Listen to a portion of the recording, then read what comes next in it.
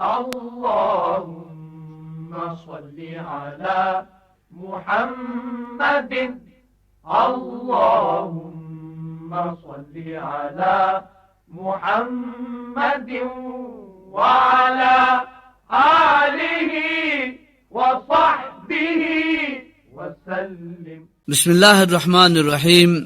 الحمد للہ رب العالمین والصلاة والسلام علی اشرف الانبیاء والمرسلین وعلی آلہ واصحابہ اجمعین ومن تبعہم باحسان الی یوم الدین. اما بعد. یہ خط لکھا ہے لاہور سے اور موصوف نے اپنا نام نہیں لکھا اور وہ پوچھنا چاہتے ہیں کہ حرام مال میں تجارت کرتا رہا، اب ان لوگوں کو واپس کرنا چاہتا ہوں، اس کا صحیح طریقہ کیا ہے؟ رہنمائی فرمائیے. اکل حلال اور کسب حلال انتہائی توجہ اور اہتمام کا مستوجب ہے، اس لیے خوراک کا مسئلہ براہ راست انسانی سیرت و کردار اور اخلاق سے تعلق رکھتا ہے. حرام صرف ظاہری صحت ہی نہیں، کردار اور اخلاق کے لیے بھی تباہ کن ہے. نیک اور صالح اعمال صرف ان اعضاء سے بجا لائے جا سکتے ہیں جن میں رزق حلال سے پیدا شدہ خون دوڑ رہا ہو. یہی وجہ ہے کہ عمل صالح اور کسب حلال کا حکم ایک ساتھ دیا گیا. ارشاد باری تعالی ہے، یا ایھا الرسل کلوا من الطیبات واعملوا صالحا. اے جماعت پیغمبر، پاکیزہ اشیاء کھاؤ اور نیک عمل کرو. حرام مال سے پرورش پانے والا جسم سے نیک عمل انجام نہیں پاتے. اسی لیے رسول اللہ صلی اللہ علیہ وسلم نے ارشاد فرمایا، کل لحم نبت من سحت فالنار اولا بہ. یعنی جو گوشت اور پوست حرام کمائی سے پلے اور بڑھے، اس کا اصل اور مناسب ٹھکانہ جہنم کی آگ ہی ہے. اس لیے کہ اگر کسی دوسرے کا مال غلط طریقے سے حاصل کیا ہے یا زبردستی قبضہ جمایا ہے تو اسے اصل مالک تک پہنچا دے، وگرنہ قیامت کے دن سخت حساب دینا پڑے گا.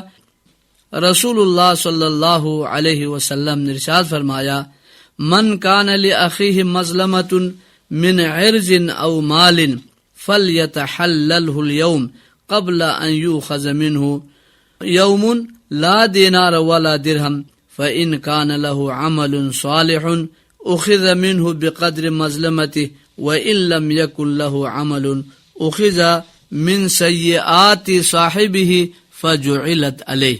جس کسی نے اپنے بھائی پر عزت یا مال کے معاملے میں ظلم کیا ہو، وہ آج ہی اسے نکل جائے اور اسے حلال کرا لے، قبل اس کے کہ وہ دن آ پہنچے جب کوئی درہم ہوگا نہ دینار. اگر اس کی کوئی نیکی ہوگی تو اس کے ظلم کے مقدار کے برابر مظلوم کو دیا جائے گا.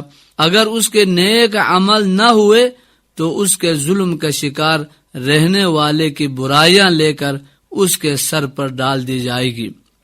رسول اللہ صلی اللہ علیہ وسلم نے ایک دفعہ صحابہ سے پوچھا کہ اتدرون من المفلس من امتی. صحابہ تمہیں پتا ہے کہ میری امت کے مفلس آدمی کون ہے؟ مفلس وہ شخص ہوتا ہے جس کے پاس بالکل کچھ بھی نہ ہو، کنگال ہو.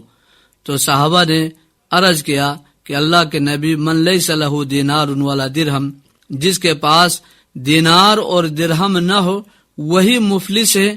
نبی کریم صلی اللہ علیہ وسلم نے ارشاد فرمایا کہ المفلس من امتی من یأتی یوم القیامت بصلاۃ وزکاۃ وصیام فیأتی قد شتم ھذا واکل مال ھذا وشتم ھذا. آپ نے فرمایا کہ حقیقی مفلس، حقیقی کنگال وہ انسان ہے جو قیامت کے دن نمازیں لے کر، زکوٰۃ اور صدقات لے کر، روزے اور نفلی عبادت لے کر اللہ کے حضور وہ پیش ہوگا، لیکن اللہ کے سامنے ایک شخص آئے گا اور کہے گا اللہ اس نے ناحق میرا مال کھایا تھا، مجھے انصاف چاہیے. دوسرا آئے گا کہ مجھے اس نے گالی دی تھی، مجھے انصاف چاہیے. کوئی آئے گا اور کہے گا کہ اس نے مجھ پر ظلم کیا تھا، ناجائز طریقے سے اس نے مجھ پر ظلم اور زیادتی کی تھی، تو رسول اللہ صلی اللہ علیہ وسلم نے فرمایا ہر مظلوم کو اس کے ظلم کے مطابق اس نمازی آدمی، روزے دار اور اس زکوٰۃ دینے والے ظاہری طور پر وہ نیکیاں کرتا رہا، اس کے نیک اعمال میں سے مظلومین کو دیا جائے گا، اور اگر ظلم باقی رہے، حساب باقی رہے اور اس کی نیکیاں ختم ہو جائے تو جن جن پر ظلم ہوا ہوگا ان مظلومین کے گناہ کو لے کر اس بندے کے سر پہ ڈالا جائے گا، ثم طرح فی النار، پھر اس انسان کو جہنم میں ڈال دیا جائے گا۔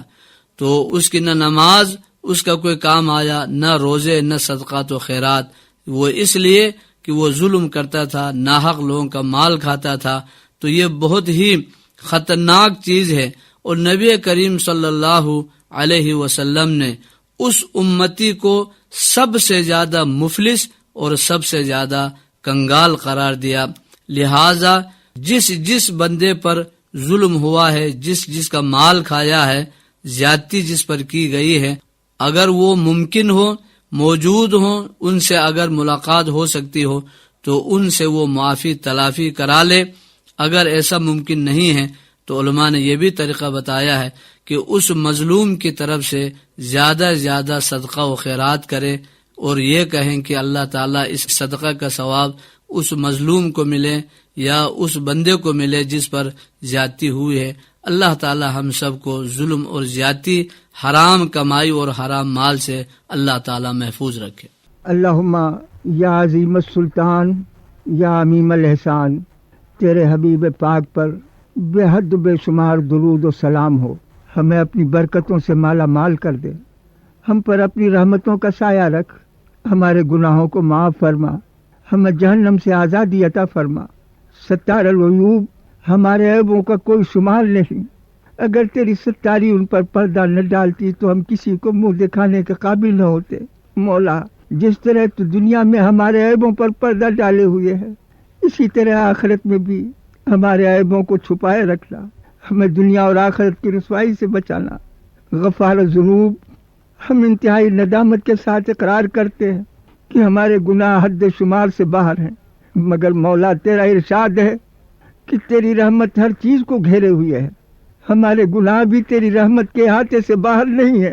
تو اے ہمارے رحمان و رحیم اور غفار و غفور اور آقا، تجھے تیری رحمت کا واسطہ، تیری غفاریت کا واسطہ ہمارے گناہوں کو معاف فرما۔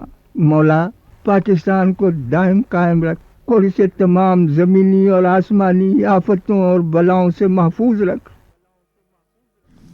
آمین۔